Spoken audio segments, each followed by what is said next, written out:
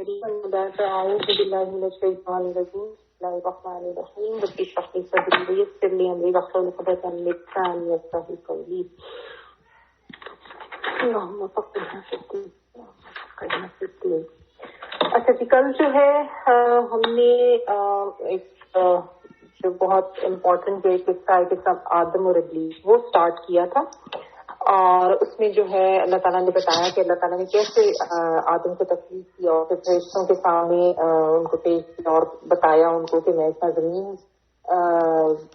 ایک خلیفہ بنانے والا ہوں. اور انہوں نے آگے کے فرشتوں نے بھی کہا کہ یہ تو زمین پہ خون بہائے گا اور فساد کرے گا، جبکہ ہم آپ کی تسبیح بھی کرتے ہیں، تعریف بھی کرتے ہیں، باقی بھی بیان کرتے ہیں، تو پھر ایسی چیز یعنی آپ کیوں بنا رہے ہیں؟ تو اللہ تعالیٰ نے ان کو کہا کہ میں وہ جانتا ہوں جو تم نہیں جانتے. پھر اللہ تعالیٰ نے آدم کو ساری چیزوں کے نام سکھا دیے، اور جب فرشتوں سے پوچھا ان چیزوں کے نام تو انہوں نے اپنی آدمی کا اظہار کیا کہ وہ نہیں جانتے. تو پھر حضرت آدم علیہ السلام سے پوچھا تو انہوں نے ان تمام چیزوں کے نام بتا دیے، کیونکہ یہ علم جو تھا دنیاوی علم یہ اللہ کی طرف سے آدم علیہ السلام کو سکھایا گیا، جو کہ آگے تمام نسل انسانی میں بھی منتقل ہوا. ٹھیک ہے. اچھا، تو پھر اللہ تعالیٰ نے ان کو کہا کہ میں نے تمہیں کہا تھا کہ آسمان و زمین کے غیب کا مجھے ہی پتا ہے، میں زیادہ جانتا ہوں، اور میں یہ بھی جانتا ہوں کہ تم کیا چھپا رہے ہو، تم کیا ظاہر کر رہے ہو. اور پھر اس کے بعد اللہ تعالیٰ نے فرشتوں کو سجدے کا حکم دیا کہ سب اس کے سامنے جھک جاؤ. تو فرشتوں نے تو فوراً سجدہ کر دیا، لیکن وہاں پہ جو ابلیس تھا جو کہ میں نے آپ کو بتایا کہ اپنی عبادت کی وجہ سے فرشتوں کے ہم پلہ ہو گیا تھا. ساؤس الملائکہ بھی اس کو کہتے تھے، ساؤس کوئیں سے ہے، مور کے لیے آتا. تو اصل نام اس کا عزازیل تھا، عزت والا، لیکن اس کو چونکہ پھر اس نے اللہ کے حکم سے انکار کیا تو اللہ کی رحمت سے مایوس ہوا تو ابلیس کہلایا. غلط کا مطلب ہوتا ہے مایوس ہونا. اس نے انکار کیا، اس نے تکبر کیا اور وہ کافروں میں سے ہو گیا، وہ نہیں مانا. ٹھیک ہے. اور اس نے سجدہ نہیں کیا.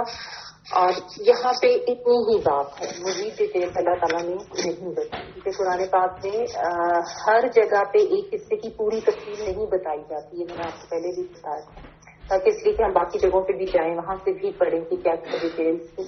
اور ویسے بھی ہر صورت کا جتنی ایک ریکوائرمنٹ ہوتی ہے، جو ایک سینٹرل ٹاپک یا جو بھی اسباق ہوتے ہیں، ایک اس سے ریلیٹڈ جتنی ضرورت ہوتی ہے اتنی بات وہاں پہ کی جاتی ہے. اور پلس سورۃ البقرہ بعد میں آئی تھی، اس سے پہلے بھی صورتیں نازل ہو چکی تھی جن میں یہ ذکر ہو چکا تھا. اینی وے پھر اللہ تعالیٰ نے مزید آگے یہ بتایا کہ آدم علیہ السلام کو اور ان کی جو زوج حضرت حوا جو تھی علیہ السلام، ان کو بھی، ان دونوں کو اللہ تعالیٰ نے کہا کہ تم جنت میں رہو اور بافراغت جہاں سے دل کرے کھاؤ پیو، لیکن ایک درخت کے پاس جانے سے ان کو منع کیا اور کہا کہ اس کے پاس تم نے نہیں جانا ورنہ تم ظالموں میں سے ہو جاؤ گے.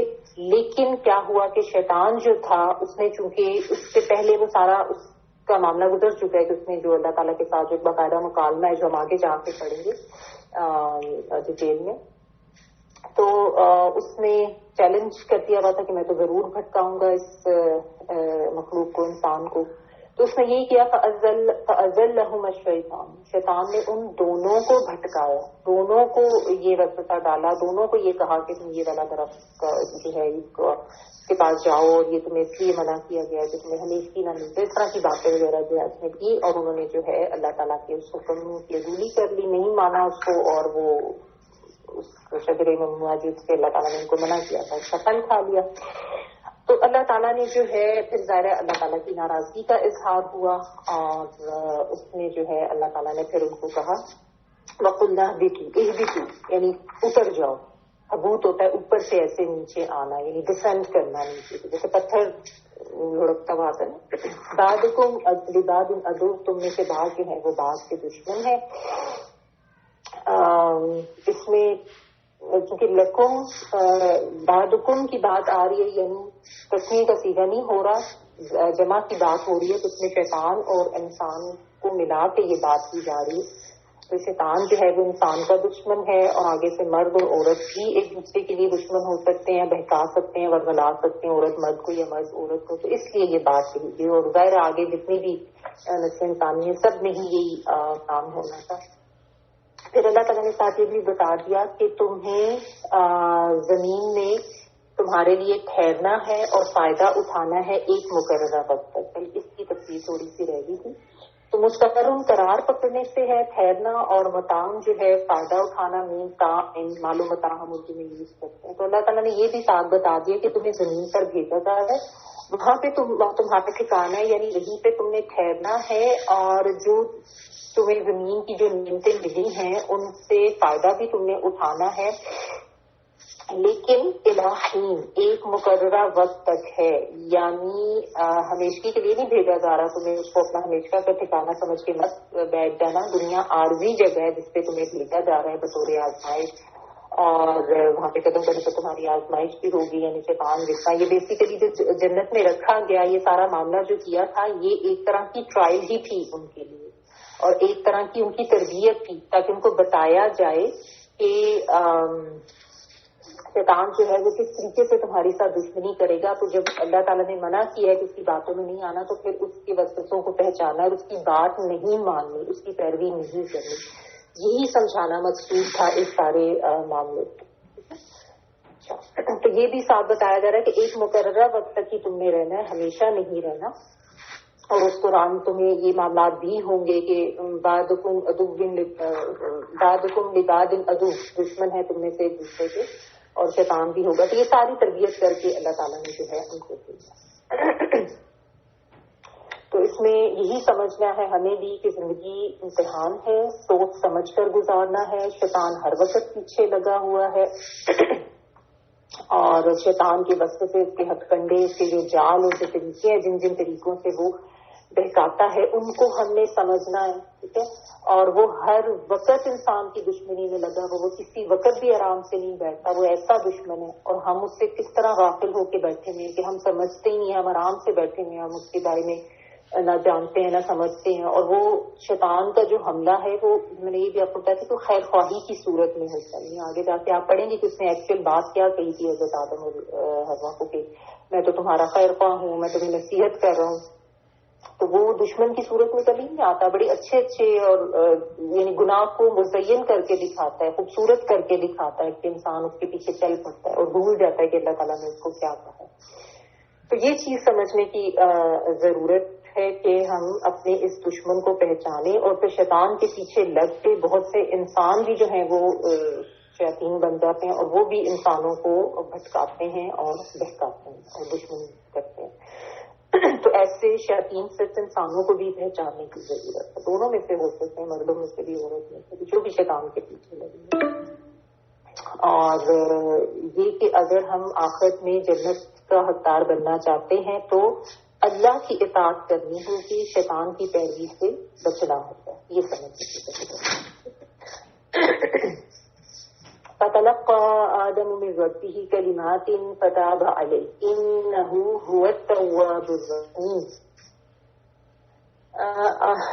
آدم نے اپنے رب سے چند باتیں سیکھی اور اللہ تعالیٰ نے ان کی توبہ قبول فرمائی. بے شک وہی توبہ قبول کرنے والا اور رحم فرمانے والا ہے. فَتَلَقَّى، پس سیکھ لیے یا پس حاصل کر لیے. پس یا تو کے معنوں میں تو سیکھ لیے، تو حاصل کر لیے. تلقہ جو ہے یہ وہی روٹ ورڈ ہے، لام قاف اور یا.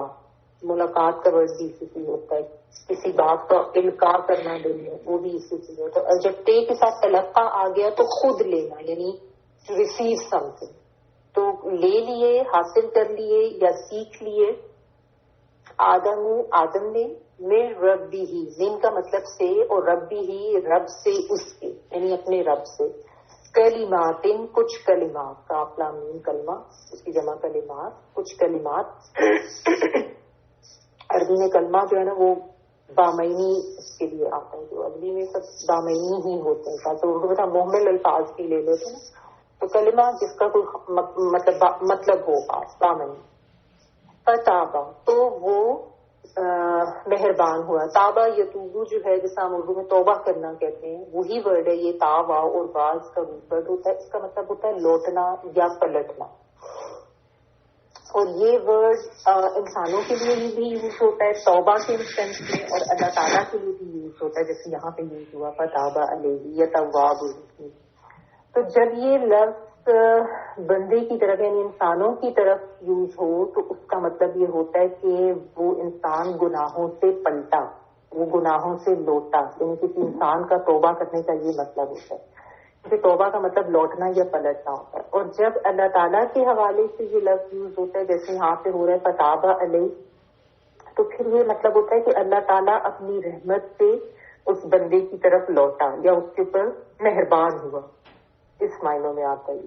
ٹھیک ہے. فتاب علیہ تو وہ مہربان ہوا، اللہ اوپر اور ہی اس سے، علیہ اللہ اور ہی سے مل کے بنا، یعنی اس پر، یعنی آدم علیہ السلام پر. فتاب علیہ تو وہ مہربان ہوا اس پر یا وہ رحمت کے ساتھ پلٹا اس پر.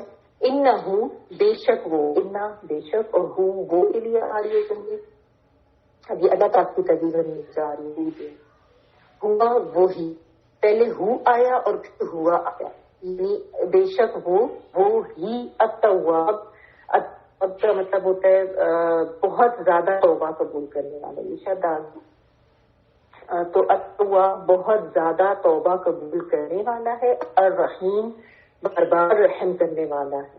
ٹھیک ہے. یہ دونوں جو ہیں مبالغے کی چیزیں، یعنی ان میں بہت شدت کا مفہوم پایا جاتا. اور بس اس میں آپ دیکھیں انہو بھی آیا ہے پہلے اور پھر آگے ہوا بھی آیا، یعنی بہت زیادہ ہی تاکید کے ساتھ بات کی جا رہی ہے کہ بہت زیادہ یعنی شدت آئی جا رہی ہے تاکہ صحیح طریقے سے انسان کو سمجھ آ جائے اور یاد ہو جائے. اللہ تعالیٰ بہت زیادہ مہربان ہیں، بہت زیادہ توبہ قبول کرنے والے ہیں اور بہت زیادہ رحم کرنے والے. اس لیے یہ انہو بھی آیا، پھر ہوا بھی آیا اور پھر مبالغے کے لیے التواب بھی اور الرحیم بھی بات میں شدت پیدا کریں. اچھا، اب ہوا یہ کہ جب یہ معاملہ ہوا شیطان نے ان کو برگلا دیا، تو جس سے ہم آگے جا کے پڑھیں گے کہ ان کا جو وہ جنتی لباس جو تھے وہ بھی اتر گئے. اللہ تعالیٰ کی طرف سے ناراضگی کا بھی اظہار ہوا، جس میں پچھلی آیت میں آیا کہ تم اب اتر جاؤ.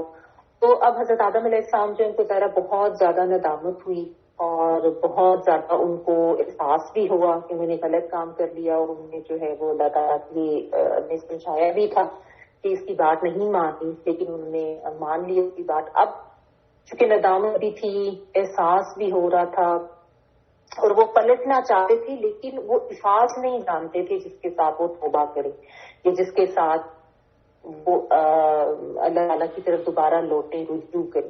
تو اب یہ آپ دیکھیں اللہ تعالیٰ کی ہی رحمی، اللہ تعالیٰ کا ہی فضل اور کرم کہ اللہ تعالیٰ نے ان کو خود وہ کلمات بھی سکھا.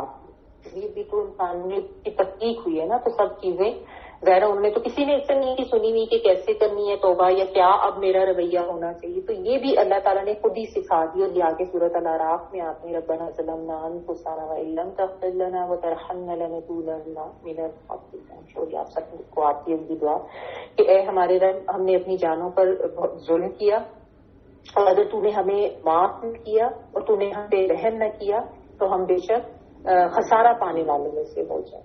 ٹھیک ہے. یہ پھر ان کو اللہ تعالیٰ نے ہی سکھائی. اللہ تعالیٰ سے انہوں نے یہ دعا مانگی کہ اللہ تعالیٰ کو کہا کہ اس کے ذریعے سے توبہ اور بخشش کرو. تو آگے کیا یہ بات ہے نا فتاب علیہ، تو وہ ان کے اوپر مہربان ہوا اور انہ هو التواب الرحیم، یعنی وہ بہت زیادہ توبہ قبول کرنے والا، رحم کرنے والا. ایک دلیل ہے اس چیز کی کہ اللہ تعالیٰ نے ان کو معاف کر دیا تھا اور اللہ تعالیٰ نے ان کو بخش دیا تھا جو بھی ان سے یہ ختم ہوئی تھی، اور اس کو اللہ تعالیٰ نے بالکل یعنی ختم کر دیا، ان کے اوپر سے اس کو ہٹا دیا. یہ بات اس لیے بھی کہنی ضروری ہے کہ جو یہ کانسیپٹ ہے جو کہ بالخصوص نصارہ کا کانسیپٹ ہے کہ آدم نے جو گناہ کیا تھا یا غلطی کی تھی تو ساری انسانیت اب گناہ گار ہے، اور اسی لیے ان کا یہ کنسپٹ ہے کہ وہ حضرت عیسیٰ علیہ السلام جو ہیں وہ سب کے گناہ لے کے سلیپ گئے، اور اس قسم کے عجیب عجیب کانسپٹ ہے. تو یہ سوچنا غلط ہے، ایسی بات نہیں ہے. اللہ تعالیٰ نے یہاں پہ قرآن میں ہمیں بہت کلیئرلی بتایا فتح، یعنی اللہ نے ان کو معاف کر دیا تھا ان کی جو غلط جو بھی خطا تھی. اللہ تعالیٰ نے توبہ بھی ان کو خود سکھائی اور جب انہوں نے توبہ کی تو اللہ تعالیٰ نے ان کو بخش دیا. تو ایسی بات نہیں ہے کہ اب ان کی جو ہے وہ غلطی برقرار رہی. اور یہ بھی ایک چیز سمجھنے کی ہے کہ جو ان کو زمین پہ بھیجا گیا تھا وہ اب یہی نہیں تھا کہ وہ ان کی اس غلطی کے نتیجے میں ان کو پورے سزا بھیجا گیا تھا، کیونکہ اللہ تعالیٰ نے کلیئر کہہ دیا کہ اللہ نے ان کو معاف کر دیا تھا. بیسیکلی آدم کا زمین پہ بھیجے جانا ہی وہ ایکچوئل انیشیل اللہ تعالیٰ کا پلان تھا، بنایا ہی انسان کو زمین کے لیے تھے. کیا دلیل ہے اس بات کو میں کہہ رہی ہوں کہ اللہ تعالیٰ نے بنایا ہی انسان کو زمین کے لیے تھا؟ اگر آپ پیچھے دیکھیں تو آیت جہاں سے بات شروع ہو رہی ہے، آیت نمبر 30 میں جو ہم نے کل پڑھی تھی، اس قول ربک للملائکۃ انی جاعل فی الارض خلیفہ، کہ زمین میں بنا رہا ہوں خلیفہ، یعنی انسان کو بنایا ہی زمین کے لیے گیا. تو بہرحال ایکچوئل پلان یہ تھا، لیکن ساتھ یہ جو سارا معاملہ کیا گیا تھا یہ تو انسان کی تربیت کے لیے، اس کو سمجھانے کے لیے، آزمائش کے لیے اس طرح سے ہوگا. تو اللہ تعالیٰ نے کی توبہ قبول ایک چیز، اور دوسرا اس میں سمجھنے کی بات ہے کہ جب کوئی اللہ تعالیٰ سے توبہ کرتا ہے، جب کوئی اللہ تعالیٰ سے بخشش مانگتا ہے، تو یہ نہیں ہو سکتا کہ یہ نہیں سوچنا چاہیے کہ اللہ تعالیٰ کو معاف نہیں کریں. ٹھیک ہے نا، کوئی کتنا بھی گنہگار ہو، اگر وہ واقعی صحیح شرمندگی کے ساتھ، احساس کے ساتھ، ندامت کے ساتھ پلٹ آیا ہے، احساس کر کے توبہ کر رہا ہے، اپنی اصلاح کا عہد بھی کر رہے ہیں، تو اللہ تعالیٰ سے یہ یقین رکھیے کہ اللہ تعالیٰ ضرور معاف کر دیتے ہیں. بعض دفعہ یہ سوچ بھی شیطان ڈالنا شروع کر دیتا ہے نا کہ تم اتنے گنہگار ہو، تمہاری معافی نہیں ہو سکتی. انسان اسی غم میں چلا جاتا ہے، اس مایوسی میں چلا جاتا ہے کہ میں تو، بعض دفعہ یہ ہوتا ہے کہ انسان معافی مانگ جاؤ تو غیر یقینی کی حیثیت ہوتی ہے کہ نہیں میری تو توبہ قبول ہی نہیں ہونی، میں تو اتنا گنہگار ہوں، میں نے تو اتنا کچھ کیا. اللہ تعالیٰ کہتے ہیں جب تک نہ تم رحمت اللہ کی رحمت سے مایوس نہ ہو. تم میں سے جن لوگوں نے بہت اصراف بھی کیا اپنی جانوں پہ، بے شمار گناہ بھی کیے، وہ بھی کبھی اللہ کی رحمت سے مایوس نہ ہو. یعنی اللہ تعالیٰ کو اپنے بندے کی توبہ بہت زیادہ پسند ہے. یہ توبہ کا جو معاملہ ہے نا، اس کو ہلکا نہیں لینا چاہیے. ایک حدیث نبی صلی اللہ علیہ وسلم کی مفہوم بخاری سے، جب کوئی بندہ سب کے دل سے توبہ کر کے اللہ کی طرف لوٹتا ہے تو اللہ تعالیٰ کو اس سے بھی زیادہ خوشی ہوتی ہے جتنی خوشی ایک ایسے انسان کو ہوتی ہے جس کا صحرا میں اونٹ اس کے تمام سامان کے ساتھ گم جائے اور وہ سخت پریشان ہو، اس کو کچھ سمجھ نہ آ رہی ہو، اور پھر وہ ابھی بیٹھ کے یعنی سوچ ہی رہا، میں آپ کو مفہوم بتا رہی ہوں، اور اچانک سے وہ بھی بیٹھ کے سوچ رہا ہو کہ وہ کیا کرے، پریشان ہو رہا ہو، پھر اچانک سے اس کو سامنے سے اونٹ اسی طرح چلتا چلتا واپس آتا ہوا دکھائی دے، تو اس کو جتنی خوشی ہوگی اس سے بھی کئی گنا زیادہ خوشی اللہ تعالیٰ کو ہوتی ہے. اور اللہ تعالیٰ اس چیز پہ بہت خوش ہوتے ہیں، بہت رحمت اللہ تعالیٰ کی سوچ میں آتی ہے، اور اللہ تعالیٰ بہت مہربانی سے اس کی طرف لوٹتے ہیں، پلٹتے ہیں جو بھی اللہ کی طرف صدقے دل سے توبہ ہے.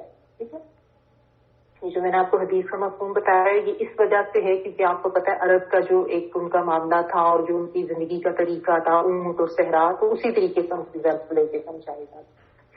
اور یہ بہت بڑی بات ہوتی تھی کہ کسی کا صحرا میں اونٹ گم جائے، اس کو کچھ سمجھ نہ آ رہی ہو، اکیلا ہو، اور پھر وہ اونٹ اس کو لے گئے، تو اس لحاظ سے ان کو سمجھایا گیا. اینی تو توبہ جو ہے یہ کوئی معمولی چیز نہیں ہے اگر انسان کچھ شرائط کو ذہن میں رکھتے ہوئے توبہ کرے.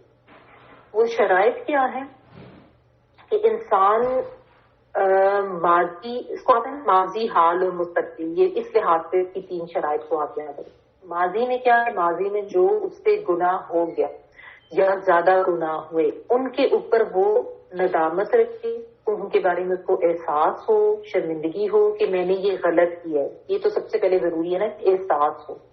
اور پھر حال میں ان گناہوں کو چھوڑ دے، بالکل ان سے اجتناب کرے، اور مستقبل کے لیے یہ عہد کر لے کہ میں نے اب یہ گناہ دوبارہ نہیں کرنا. ٹھیک ہے، تو ان شرائط کے ساتھ جب کوئی انسان توبہ کرتا ہے تو اس کا مطلب یہ ہے کہ اس کی توبہ خالص ہے اور وہ صحیح صدقے دل سے وہ توبہ کر رہا ہے، سچے دل سے وہ توبہ کر رہا ہے. یعنی توبہ کا مزاج نہیں بنا انسان یہ کہ کوئی نہیں ابھی کر لیتا ہوں بعد میں توبہ کر لوں گا، اللہ تو غفور رحیم ہے معاف کر دے گا، ابھی یہ گناہ کر لیتا ہوں. ایسے نہیں ہے. تو آپ کس کو دھوکہ دے گے؟ ظاہر اللہ کو تو کوئی دھوکہ نہیں دے سکتا، اپنے آپ کو ہی دھوکہ دینے والی بات ہے نا کہ کر لیتا ہوں بعد میں توبہ کر لوں گا. نہیں، واقعی آپ کو احساس ہونا چاہیے کہ میرے سے جو کچھ ہوا ہے وہ غلط ہوا ہے، اور پھر جب پتہ چل جائے تو پھر اس پہ فوراً جو ہے توبہ کرنی ہے. یعنی اس میں پھر تعویلیں دے دے کے خود کو جسٹیفائی کرنے کی کوشش نہ کریں کہ نہیں وہ تو میں نے اس وجہ سے کر لیا تھا نا، یہ تو یہ ریزن ہوگی. جب پتہ چل گیا غلط ہے تو پھر اس کو ایکسپٹ کریں، پھر نو کوشچن اباؤٹ اٹ. کوئی اس کی لاجکس نہ دیں، کوئی حجتیں نہ دیں خود کو، کوئی اپنے آپ کو جسٹیفائی کرنے کی کوشش نہ کریں. جب پتہ چل گیا تو ایکسپٹ یور مسٹیک. غلطی ہے تو اس کو مان لیں کہ ہاں میں نے غلط کیا. سب سے بڑا مسئلہ یہ ہوتا ہے انسان کو جو ہے نا، شیطان یہ سکھانا شروع کر دیتا ہے اپنی غلطی پہ اصرار کرنا، کیونکہ اس نے خود بھی یہی کیا تھا نا. اس نے سجدہ نہیں کیا تھا اور اس کے بعد وہ اکڑ گیا تھا کہ میں نے نہیں، اپنی غلطی نہیں مان رہا تھا وہ، اور اس نے نہیں مانی. تو یہ شیطانی رویہ، اس کو سمجھنا ہے. تو فوراً توبہ کریں اور حجتیں نہ دیں، ٹھیک ہے نا. اور یہ مت سوچیں ساتھ یہ بھی کہ میری تو کبھی توبہ ہو ہی نہیں سکتی. یہ ساری چیزیں جو ہے نا ہمیں سمجھنے کی ضرورت ہے کہ توبہ کو ہلکا بھی نہ لیں، توبہ کو مذاق بھی نہ اڑائیں، اور اپنی غلطی پہ نہ اڑے رہیں، ڈیلے نہ کریں توبہ کو. جب پتہ چل گیا تو فوری توبہ کریں، ٹھیک ہے نا، جیسے احساس ہوا ہے اسی وقت. تو یہ اور ایک چیز اور بھی اس میں سمجھنے کی ہے، اس کے بارے میں یہ بھی کہتے ہیں کہ اگر حقوق العباد سے ریلیٹڈ کوئی معاملہ ہے نا، کسی کے ساتھ زیادتی کی ہے، تو اس میں پھر اس انسان سے بھی معافی مانگنا ضروری ہے. یہ بھی ضروری ہے اگر وہ حیات ہے تو. اور اللہ سے تو ظاہر مانگنی ہی مانگنی ہے، لیکن جس کے حق میں زیادتی کی ہے اس سے بھی معافی مانگنی. تو انہو هو التواب الرحیم، وہ بہت زیادہ توبہ قبول کرنے والا ہے، وہ بہت زیادہ مہربانی ہے، وہ بہت زیادہ رحم کرنے والا ہے، بار بار رحم کرنے والا ہے. تم بار بار گناہ کرتے ہو، وہ بار بار تمہارے اوپر رحم کرتا ہے. تم پھر گناہ کر کے پھر اس سے معافی مانگتے ہو، پھر وہ تمہیں معاف کرتا ہے. پھر اس میں یہ بھی ذہن میں رکھیں کہ ہم انسان ہیں نا، تو یہ بھی ہو سکتا ہے کہ کوئی انسان بہت خالص نیت سے، بہت احساس سے، ندامت کے ساتھ بہت سچی توبہ کرے، لیکن پھر آگے جا کے اس کا پاؤں پھسل جائے. شیطان تو ہر وقت ساتھ لگا ہوا نا. تو یہ بھی کوئی انسانیت سے یعنی باہر یا انسان کی کیپیسٹی سے باہر کوئی چیز تو ظاہر نہیں ہو سکتی. سب انسان ہے، سب سے غلطیاں ہوتی ہیں. یہ بھی ہو سکتا ہے کہ انسان سچی توبہ کر کے دوبارہ اس میں پھسل جائے. دنیا ہے، دنیا کی اٹریکشنز ہیں، شیطان ہر وقت پیچھے لگا ہوا ہے، نفس ہے. لیکن اگر ہوا ہے پھر فوراً احساس ہوا کہ مجھ سے فوراً یہ غلطی ہوگی، پھر دوبارہ توبہ کریں. پھر بھی یہ نہ سوچیں کہ ہائے میں نے تو اب دوبارہ وہ غلطی کر لی تو اب تو دوبارہ میری معافی نہیں ہونی، اب تو اللہ تعالیٰ مجھے معاف نہیں کریں گے. نہیں، وہ التواب الرحیم، وہ بہت زیادہ تواب ہے، وہ بہت زیادہ رحم کرنے والا ہے. اگر دوبارہ ہوا ہے دوبارہ احساس کر لو، دوبارہ سے شرمندگی ہو رہی ہے، پھر جاؤ اللہ سے معافی مانگو، پھر جاؤ اللہ سے معافی مانگو. اللہ تعالیٰ جو ہے وہ بہت زیادہ معاف کرنے والے. اور بار بار بھی جا کے اللہ کے در پہ ہم مانگیں گے تو اللہ تعالیٰ نہیں لوٹاتے اپنے بندے کو خالی. بس نیت جو ہے وہ صاف ہونی چاہیے اور اندر احساس ہونا چاہیے. اللہ تعالیٰ تو دلوں کے حال بھی جانتے ہیں. تو یہ توبہ کے حوالے سے کچھ چیزیں جو ہم نے یاد رکھی. اچھا، تو یہاں پہ جو ہے اب یہ چیز دیکھ لیں کہ دو رویے ہمیں نظر آ رہے ہیں. ایک شیطان کا رویہ کہ اس نے اپنی غلطی کو مانا بھی نہیں، وہ اپنی غلطی پر اڑ گیا اور اس کے لیے تعویلیں دیتا رہا اور نہیں مانا. اور دوسری طرف آپ دیکھیں آدم کا رویہ کہ انہوں نے وہ فوراً ان کو ندامت ہوئی، ان کو احساس ہوا، انہوں نے توبہ کی، اعتراف کر لیا فوراً کہ میرے سے غلطی ہوئی. اللہ تعالیٰ نے بھی ان کو خود ہی سے الفاظ سکھا دیے، خود ہی بتا دیا کہ کیسے معافی مانگو. یہ ہے ابدیت کا رویہ جو کہ مقصود ہے، جو کہ ہونا چاہیے. ٹھیک ہے نا. تو یہ اب خود سوچ لیں کہ اور اس کو اچھی طرح سے سمجھ لیں کہ اگر غلطی پر اڑتے ہیں، اگر انا دکھاتے ہیں، اگر تکبر کرتے ہیں یا حسد کرتے ہیں یا اللہ کی مصلحت کو نہیں سمجھتے، کسی کے پاس کچھ دیکھ کے کہ اس کو یہ فضیلت کیوں مل گئی یعنی حسد کرتے ہیں، تو یہ سارے جو ہیں یہ شیطانی صفات ہیں، یہ شیطانی رویے ہیں. اور پھر غلطی کر کے پھر اس کے لیے حجتیں دینا، فضول بحث میں پڑھ کے نہیں ماننا اور اپنے آپ کو بلا وجہ صحیح ثابت کرنے کی کوشش کرنا. شیطان نے یہی کیا تھا. جب آگے آپ پڑھیں گے نا پورا مکالمہ کہ اس نے پوری کس طریقے سے ایک طریقے سے جسے کہتے ہیں زیرہ کرنا وہ کی تھی اور نہیں مانا تھا، میں یہ بھی کروں گا، میں وہ بھی کروں گا. کہ میں ان کو ولا ادلنہ ہوں، میں ان کو ضرور بچاؤں گا، اور میں ان کو ولا مرنہ ہوں، میں ان کو ضرور حکم دوں گا، یہ کرو وہ کرو. کافی لمبی اس کی وہ جو بات کی تھی وہ ہم پڑھیں گے انشاءاللہ تعالیٰ آگے. وہ حجتیں دیتا گیا کہ، اور پھر اس نے یہ بھی کہا کہ مجھے تو آگ سے بنایا، اس کو مٹی سے بنایا، اس طرح کی باتیں. تو یہ ہم اپنے آپ میں اپنے انالیسس کرنے ہیں ہم نے، تو خود کو چیک کریں. یہ اس کو بھی ایز اے ہوم ورک لیں، جو میں آپ کو اکثر آیات پڑھ کے کہتی ہوں کہ اب آپ کا ہوم ورک ہے کہ اپنے انالیسس کریں، کیونکہ قرآن پڑھنے کا مقصد ہی یہی ہے. قرآن پڑھنے کا فائدہ ہی یہی ہے کہ ہم اپنا تزکیہ کریں، اپنے آپ کو دیکھیں. تو اب آپ کا یہ ہوم ورک ہے کہ اپنے آپ کو چیک کریں کہ جب آپ سے کوئی غلطی ہوتی ہے تو آپ کا رویہ کیا ہوتا ہے، ندامت کا، یا حجتیں تعویلیں دینے والا، یا انا والا اور تکبر والا، یا بحثیں کرتے ہیں، یا اپنی غلطی کو فوراً تسلیم کر لیتے ہیں. اور اگر کسی انسان کے ساتھ بھی غلطی ہوئی ہے تو اس سے بھی سوری بولنے میں کوئی شرمندگی نہیں ہونی چاہیے، ٹھیک ہے نا. کیونکہ یہ انا اور یہ تکبر یہ ساری تو شیطانی صفات ہے. انسان سے تو عاجزی ریکوائرڈ ہے، انسان کو تو عاجز ہونا چاہیے. میاں بیوی کے درمیان بھی آپ دیکھیں کس طریقے سے وہ انا پرستی دلا کے تو کس طریقے سے ان کو آپس میں دور کرتا ہے. چھوٹی سی کوئی بات ہوگی اس کو انا کا مسئلہ بنا لیں گے ہسبینڈ وائف آپس میں اور نہیں مانیں گے. تو یہ تھوڑا سا ایک جو نقطہ ہے اس کو سمجھنے کی ضرورت ہے. باقی رشتوں میں بھی ہوتا ہے، لیکن ہسبینڈ وائف میں بہت زیادہ پھوٹ ڈلوانے کی کوشش کرتا ہے شیطان جو ہے. اس کا سب سے زیادہ فیورٹ مشغلہ یہ ہے ہسبینڈ وائف کے درمیان جو ہے وہ تعلقات کو خراب کرنا، اور اس کو خوشی بھی سب سے زیادہ ہے. اچھا تو یہ دو رویے جو یہاں پہ نظر آ رہے ہیں یہ امپورٹنٹ ہے سمجھنے کی ہیں. اچھا آگے دیکھیں.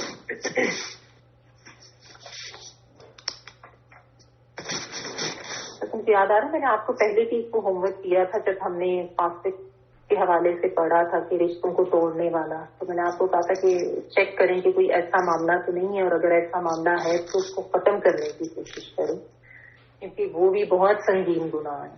تو آئی ہوپ آپ لوگوں نے اس کے اوپر بھی تھوڑا سا ورک آؤٹ کیا ہوگا کہ اگر کسی کے ساتھ، آپ کے ساتھ یا آپ کے ہسبینڈ کے فیملی میں یا آپ کے کسی جاننے والوں میں اس طریقے سے رحمی رشتوں کے ساتھ قطع رحمی کی ہوئی ہے تو پلیز اس کو ختم کریں، اس کو ختم کرنے کی کوشش کریں ہر ممکن طریقے سے.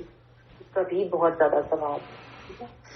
تو کیا ریمبر لاسٹ ٹائم جب ہم نے یہ پڑھا تھا تو مجھے ایک انہوں نے بتایا بھی تھا کہ اس طریقے سے ناراضگی بھائی بہن کی ہوئی بھی تھی، اور پھر وہ الحمدللہ اس کو پڑھنے کے بعد وہ ختم ہوئی تھی. تو قرآن پڑھنے کا فائدہ ہی تب ہے جب اس کے اوپر پریکٹیکلی عمل کیا جائے. تو یہ ہوم ورک جو میں آپ کو دیتی ہوں نا، آلدو میں آپ کو یہ تو نہیں کہتی کہ آپ مجھے چیک کرائیں، پریکٹیکلی ہیں لیکن کیا ضرور کریں. اپنے لیے نا ایک سوال لکھ کے وہاں پہ رکھ لیا کریں، یا ہوم ورک لکھ کے ادھر لکھ لیا کریں، اور پھر اس پہ تھوڑا سا غور کیا کریں. یہ نہیں کہ بس لیکچر سن لیا، نوٹس بنا لی اینڈ دیٹس اٹ. نو، جو پریکٹیکل کرنے کی چیزیں ہیں نا اس کو غور کریں. وہی تو سیکھنی ہے ہم نے، وہی تو کرنے ہے. اچھا آگے دیکھیں. پھر وہی حکم اللہ تعالیٰ وہی بات رپیٹ کر رہے ہیں. قُلْ نَهْبِطُوا مِنْهَا جَمِيعًا فَإِمَّا يَأْتِيَنَّكُم مِّنِّي هُدًى فَمَن تَبِعَ هُدَايَ فَلَا خَوْفٌ عَلَيْهِمْ وَلَا هُمْ يَحْزَنُونَ. ہم نے کہا تم سب یہاں سے اتر جاؤ، جب کبھی تمہارے پاس میری ہدایت پہنچے تو اس کی تابعداری کرنے والے پر کوئی خوف اور کوئی غم نہ ہوگا. قلنا کہا ہم نے، انہوں نے لکھنا ہم کے لیے، اہبتو اتر جاؤ. ہاں بات وہی والا ورڈ حبوط جو ہے اوپر سے نیچے اترنا. منہا اس سے، جمیعاً سب کے ساتھ.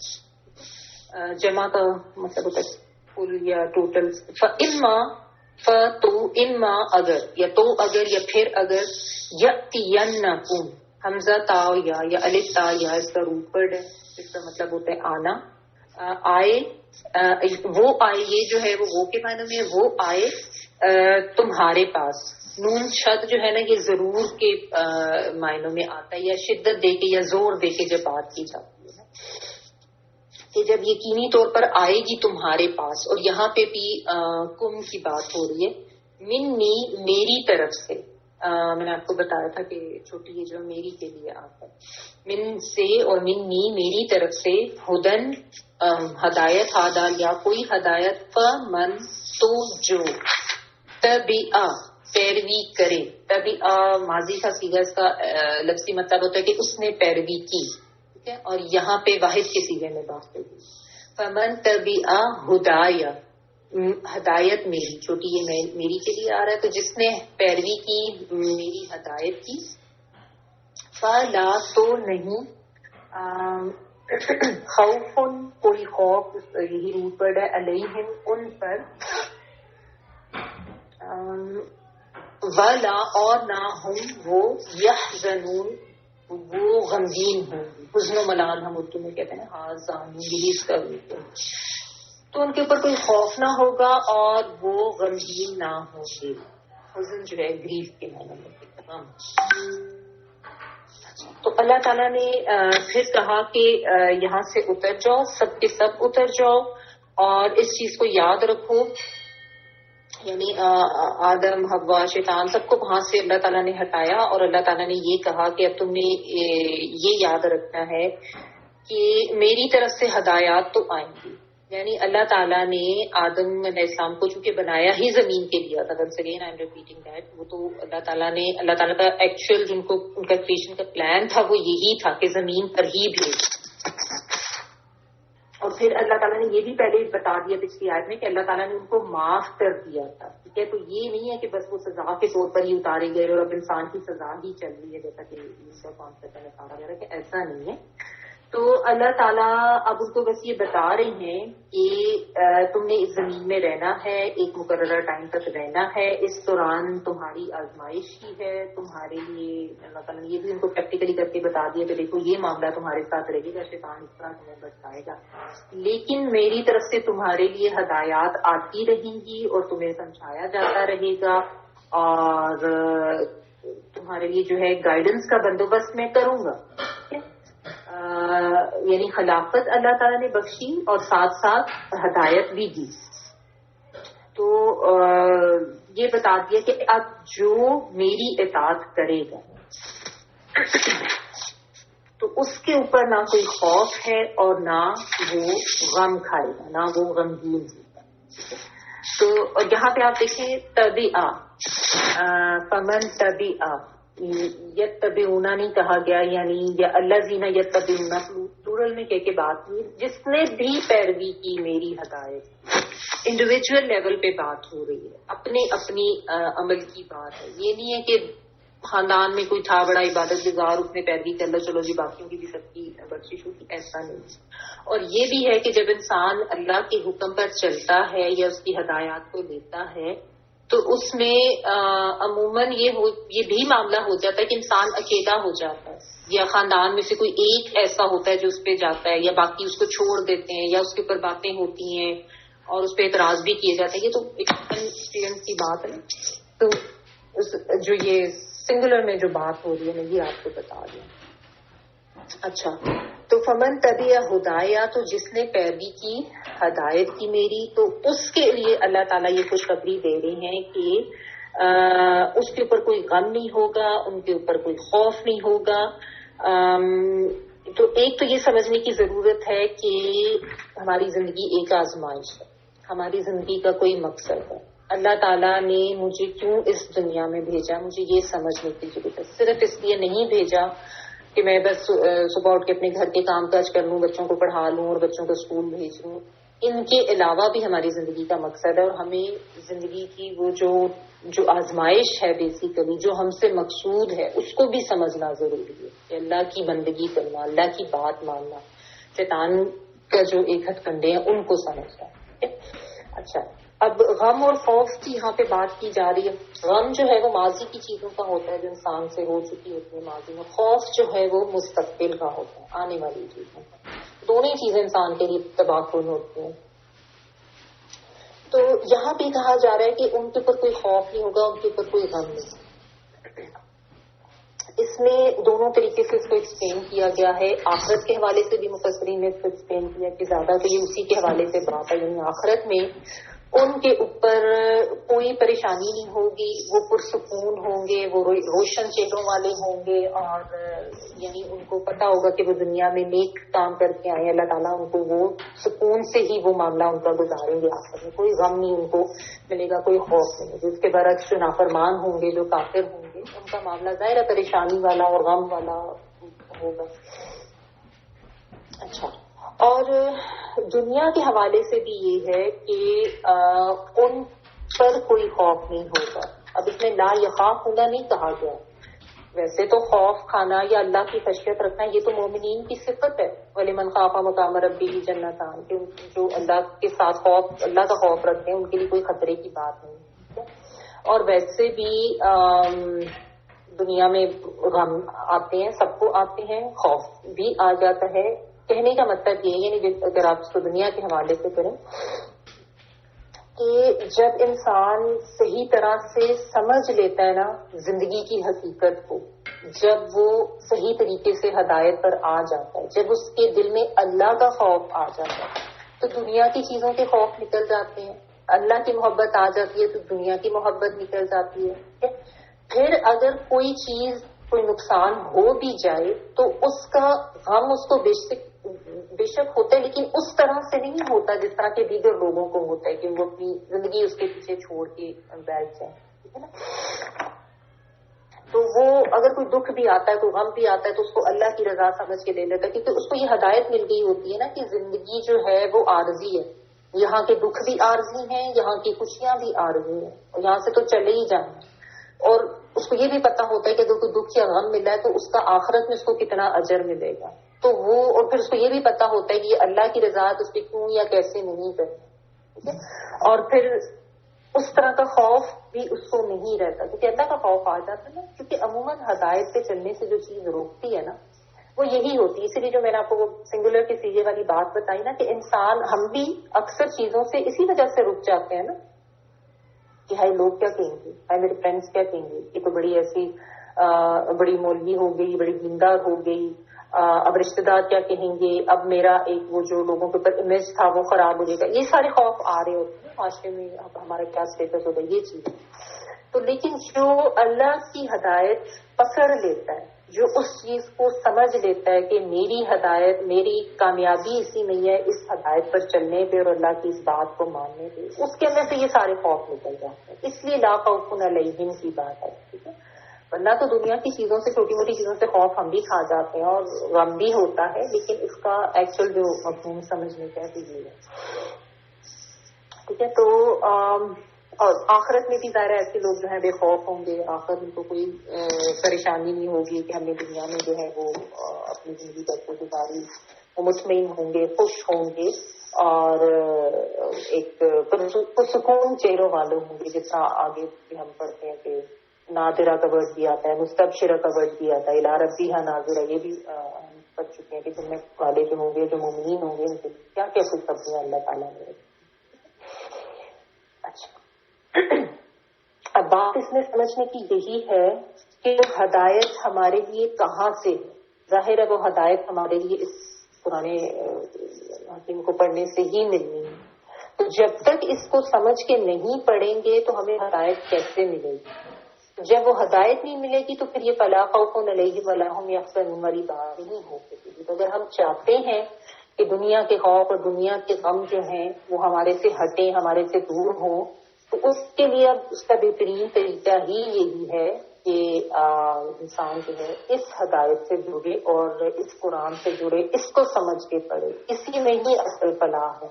ساری دنیاوی جو بیکار قسم کی فرسٹریشن، جو بیکار قسم کی ڈپریشنز آج لوگوں کو ہو رہے ہیں نا، ہوتا ہے نا بلا وجہ کا ڈپریشن ہے، سمجھ نہیں آ رہی کیا بات ہے، اور بلا وجہ کی فرسٹریشنز ہیں اور ٹینشنیں ہیں، بی پی کے پرابلم اور پتہ نہیں کیا، اس ہدایت سے دور ہونے کی وجہ سے۔ میں نے آپ کو شروع میں بھی بات بتائی تھی کہ جب وہ روح کو اس کی غذا نہیں مل رہی نا، روح کی غذا یہ قرآن پاک ہے، جب اس سے دوری ہوتی ہے نا روح کی، تو اندر سے روح بے چین ہوتی ہے، اوپر سے آپ اتنا اچھا کھا لیں، پی لیں، اچھے کپڑے پہن لیں، باہر نکل جائیں انجوائمنٹ کے لیے، وہ سب ٹیمپریری ہوگا۔ جب تک اس قرآن کو سمجھ کے نہیں پڑھیں گے، اس کو اپنی زندگی میں ہمیشہ کے لیے شامل نہیں کریں گے، اس سے جڑ کر نہیں رہیں گے نا، وہ سکون نہیں مل سکتا۔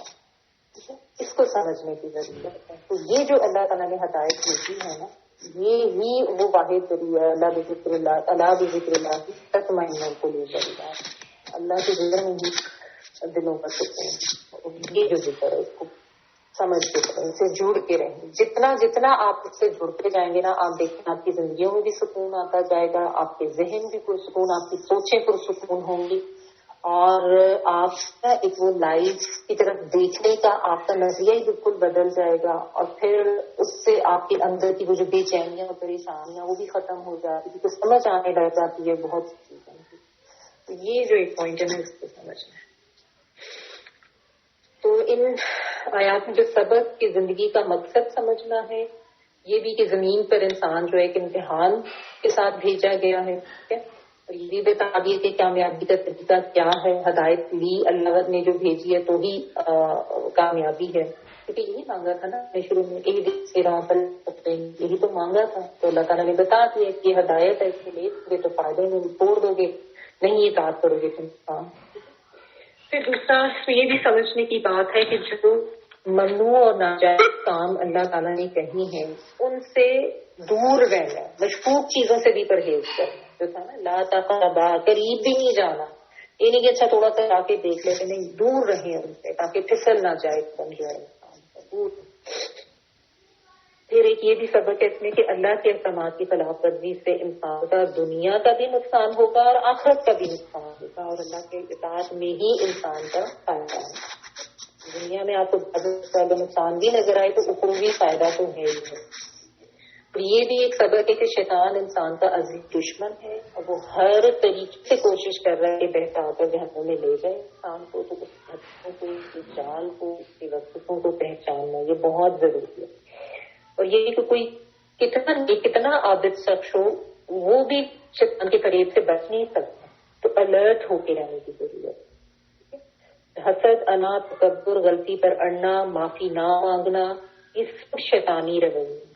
اور فوری توبہ کر لینا ندامت کے ساتھ، یہ انسان کا رویہ ہے جو کہ اس سے مقصود بھی ہے. یہ سمجھنے کی ضرورت ہے. سب کو تفصیل بتا فرمائے. آگے اللہ تعالیٰ نے بتا دیا والذین کفروا وکذبوا بآیاتنا اولئک اصحاب النار هم فیہا خالدون. اور جو انکار کریں گے ہماری آیات کو جھٹلائیں وہ جہنمی ہے اور ہمیشہ اسی میں رہیں گے. والذین، اور وہ لوگ، کفروا، جنہوں نے کفر کیا، کفارا جنہوں نے انکار کیا، وکذبوا، اور انہوں نے جھٹلایا. یہ جب زال کو پہ تشدید آ جائے تو جھٹلانے کے معنی میں ہو جاتا ہے. کذب کہتے ہیں جھوٹ، اور کذبوا جھٹلانا یعنی دوسرے کو جھٹلانا. روٹ یہی ہے کاف زال با. اور انہوں نے جھٹلایا بآیاتنا، ہماری آیات کو.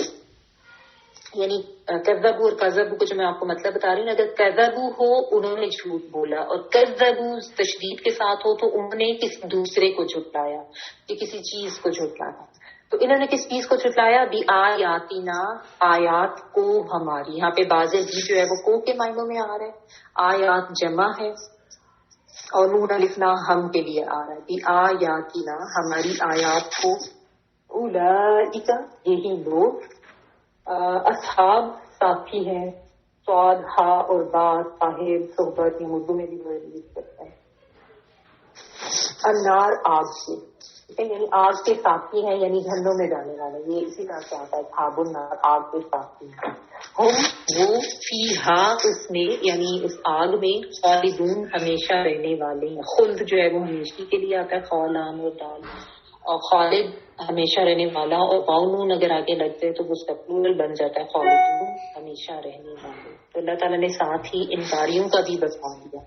اس لیے بتایا کہ جو اتباع کرے گا تبھی آج ہے، میں نے اس کا روٹ نہیں بتایا، یہی اس کا ورڈ ہے، تا با اور عین، اور اتباع کرنا جو ہم اردو میں کہتے ہیں وہی ورڈ ہے. تو ساتھ اللہ تعالیٰ نے اس اپوزٹ بھی بتا دیا کہ جو اتباع نہیں کریں گے، یعنی جو انکار کریں گے، جو کفر کریں گے اللہ کی آیات سے، اور اس کے علاوہ جو جھٹلائیں گے اللہ تعالیٰ کی آیات. آیات نشانی کے معنی، آیت نشانی اور آیات نشانی. تو جو بھی اللہ تعالیٰ کی آیات کو جھٹلائیں گے، اللہ تعالیٰ کی آیات کا انکار کریں گے وہ لوگ آگ کے ساتھی ہیں. یعنی اللہ تعالیٰ نے بتا دیا کہ وہ آگ میں ٹھونکے جائیں گے, ان کا آخرت کا معاملہ یہ ہوگا, اور اس میں پھر وہ ہمیشہ رہنے والے, وہیں پہ رہیں گے, وہاں سے وہ نکل نہیں پائیں. تو یہاں پہ اللہ تعالیٰ نے دونوں طرح کے لوگوں کا جو انجام ہے وہ بتا دیا کہ اللہ کی ہدایت کا اتباع کرنے والے لوگ وہ کامیاب ہوں گے, اور شیطان کی پیروی کرنے والے لوگ وہ کس طریقے سے ناکام ہوں گے, اور کس طریقے سے وہ جانے گے. یہ دو طریقے سے اللہ تعالیٰ نے اس بات کو واضح کر دیا. تو اب یہ انسان کی اپنی ڈسکشن پہ ہے کہ وہ کس طریقے سے اپنی زندگی کو جیتا ہے اور کس چیز کی پیروی کرتا ہے, اللہ کی ہدایت کی یا شیطان کی. یہ اب اپنا اپنا راستہ جو ہے نا ہم انسانوں نے خود چننا ہے, کیونکہ اللہ تعالیٰ نے انسان کی ڈسکشن پہ چھوڑ دیا ہے. ہاتھ پکڑ کے کوئی نہیں لے کے جائے گا. اللہ تعالیٰ کا قانون یہ ہے کہ سب کچھ واضح کر دیے, تمہیں شعور دے دیے, تمہیں عقل دے دیے, اب فیصلہ تمہارا اپنا ہے کہ کیا ہے. یہاں پہ آ کے یہ والا رکوع کمپلیٹ ہو گیا. اچھا, اگلا رکوع ہم اسٹارٹ کر لیتے ہیں کیونکہ بھی ہمارے پاس ٹائم ہے تھوڑا.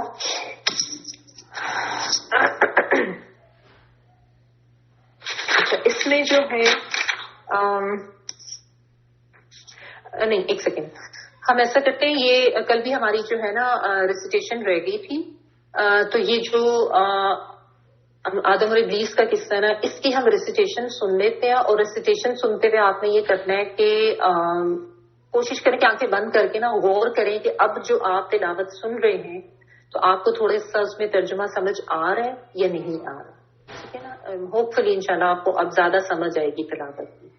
تو کائنڈلی تلاوت پہ کر دو اس بار, آیت نمبر 30 سے کرنا.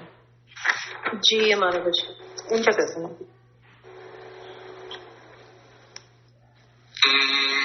وَإِذْ قَالَ رَبُّكَ لِلْمَلَائِكَةِ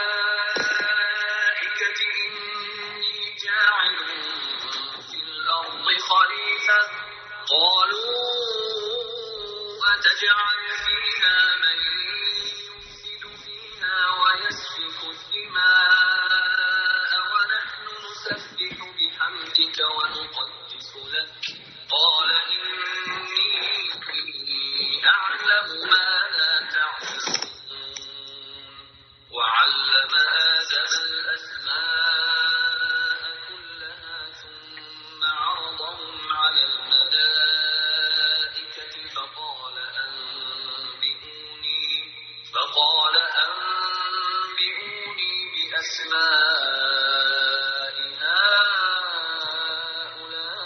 هَؤُلَاءِ إِن كُنتُمْ صَادِقِينَ قَالُوا سُبْحَانَكَ لَا عِلْمَ لَنَا إِلَّا مَا عَلَّمْتَنَا إِنَّكَ أَنتَ الْعَلِيمُ الْحَكِيمُ قَالَ يَا آدَمُ أَنبِئْهُم بِأَسْمَائِهِمْ فَلَمَّا أَنبَأَهُم بِأَسْمَائِهِمْ قَالَ أَلَمْ أَقُل لَّكُمْ إِنِّي أَعْلَمُ غَيْبَ السَّمَاوَاتِ وَالْأَرْضِ وَأَعْلَمُ مَا تُبْدُونَ وَمَا كُنتُمْ تَكْتُمُونَ وَإِذْ قُلْنَا لِلْمَلَائِكَةِ اسْجُدُوا لِآدَمَ فَسَجَدُوا إِلَّا إِبْلِيسَ أَبَىٰ وَاسْتَكْبَرَ وَكَانَ مِنَ الْكَافِرِينَ وَقُلْنَا يَا آدَمُ اسْكُنْ أَنتَ وَزَوْجُكَ الْجَنَّةَ وَكُلَا مِنْهَا رَغَدًا حَيْثُ شِئْتُمَا وَلَا تَقْرَبَا هَٰذِهِ الشَّجَرَةَ فَتَكُونَا مِنَ الظَّالِمِينَ فَأَزَلَّهُمَا الشَّيْطَانُ عَنْهَا فَأَخْرَجَهُمَا مِمَّا كَانَا فِيهِ وَقُلْنَا اهْبِطُوا بَعْضُكُمْ لِبَعْضٍ عَدُوٌّ وَلَكُمْ فِي الْأَرْضِ مُسْتَقَرٌّ وَمَتَاعٌ إِلَىٰ حِينٍ فَتَلَقَّىٰ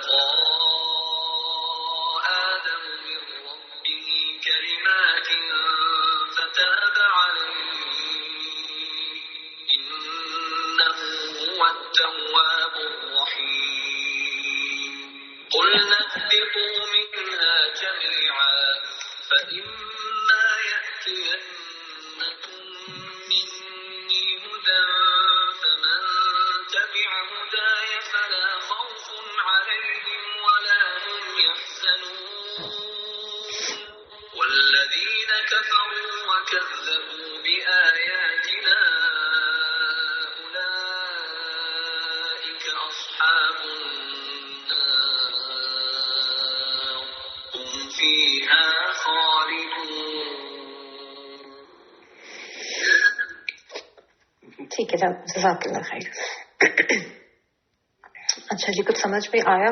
اسپیشلی جو نیو اسٹوڈینٹس ہیں ان سے میں چاہ رہی تھی کہ مجھے تھوڑا سا آئیڈیا ہو کہ کچھ آپ کو فیملیئر لگ رہی ہے. جس طرح پہلے ایسے عربی پڑھنا ایلین سا لگتا ہے نا، نہیں سمجھ آتی، ایلین لینگویج لگتی ہے کہ کچھ سمجھ نہیں آ رہی. تو مجھے امید ہے کہ آپ کو تھوڑا اب جو ہے ایک سینس آئے گی سنتے ہوئے تلاوت کو. یہی مقصد ہے کہ اب سنتے ہوئے بھی سمجھ آئے کہ کیا سن رہے ہیں، پڑھتے ہوئے بھی سمجھ آئے کہ کیا پڑھ رہے ہیں. ٹھیک ہے انشاءاللہ ہوپ فلی. تو کوشش یہ کیا کریں کہ جس دن آپ کا لیکچر ہوتا ہے نا، اس دن بیٹھ کے اپنے اس ترجمے کو ریوائز بعد میں ضرور کیا کریں، اسی وقت یا رات کو کسی وقت یا اگلے دن ریوائز ضرور کریں. بلکہ ایسے ہاتھ رکھ کے نا ترجمے کے اوپر تو یاد کرنے کی کوشش کریں کہ اس کا کیا مطلب ہے، اس ترجمے کا فلا خوف. جس کا آپ کو آتا ہے، جس کا نہیں آتا اس کو دیکھیں، اس کو اس وقت یاد کریں. تو یہ اگر آپ اپنی پریکٹس کر لیں گے نا روزانہ اس طریقے سے ترجمے کو میمورائز کرنے کی، جس دن کلاس ہوئی ہے اسی دن، تو آپ کو بہت فائدہ رہے گا ان شاء اللہ تعالیٰ. اچھا جی چلیں آگے دیکھیں. آگے جو اب رکوع سٹارٹ ہو رہا ہے نا، یہاں پہ ایک خاص قوم بنی اسرائیل کو مخاطب کر کے بات کی جا رہی ہے. پچھلی آیات میں جو آپ نے جو رکوع تھا اس میں جہاں پہ یا ایھا الناس کہہ کے بات کی گئی تھی، وہاں پہ تو تمام بنی نوع انسان کو خطاب کیا گیا تھا.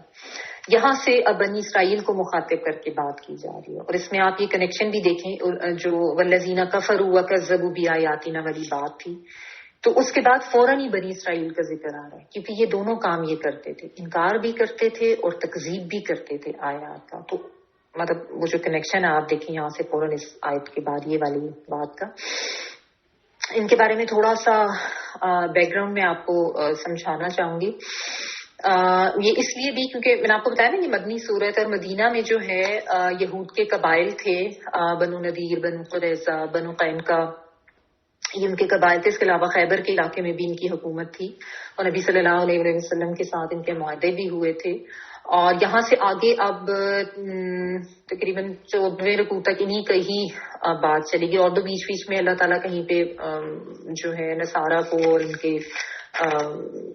ان کی طرف بھی بات کا رخ ہوگا، مشرکین کی طرف بھی، نصارہ کی طرف بھی. ہمیں بھی ساتھ ساتھ اللہ تعالیٰ سمجھاتے جا رہے ہیں، لیکن ان کو بیسیکلی ایڈریس کر کے بات کی جا رہی ہے. ٹھیک ہے، تو یہ جو یہ اسرائیل جو ہے نا، یہ بیسیکلی حضرت یعقوب علیہ السلام کا لقب تھا. ٹھیک ہے، حضرت یعقوب علیہ السلام کون تھے؟ کون تھے حضرت یعقوب علیہ السلام؟ نیو اسٹوڈینٹس میں سے اگر کوئی بتائے. یہ نہ کہہ دیجیے گا کہ اللہ کے نبی تھے، یہ تو پتہ ہی ہے. تو کسی کو کوئی تھوڑا سا بیک گراؤنڈ یا فیملی ٹری کچھ پتہ ہے؟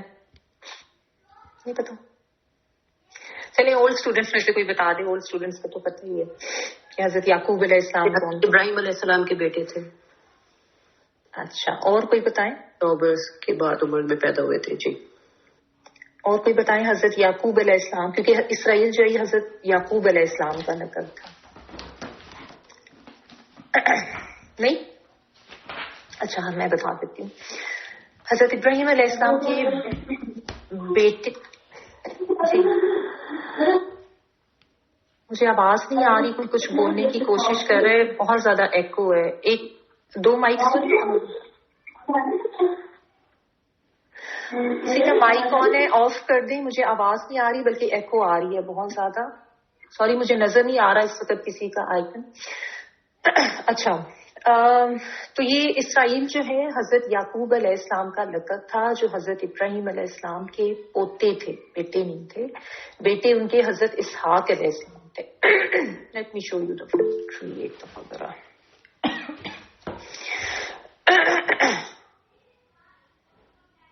ہاں جی حضرت اسحاق کے بیٹے تھے.